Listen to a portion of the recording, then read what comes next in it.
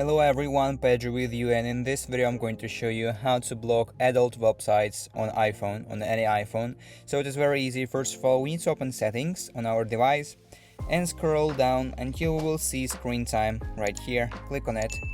Now scroll a little bit until you'll find restrictions and content and privacy restrictions. Click on it and go to the App Store, Media, Web and Games. So now as we are here, we need to click on the Web Content button. And from these three buttons we need to choose limit adult websites, and now it will say it says that limit access to many adult websites automatically. So from now on the majority of adult websites are blocked automatically, but if you want to block some specific website, you can always click on the add website here and paste or type the URL to this website right here, and it will also be blocked. And basically that is it. That is how you can block adult websites on iPhone. If you found this video useful, leave a like and subscribe to the channel. Thank you.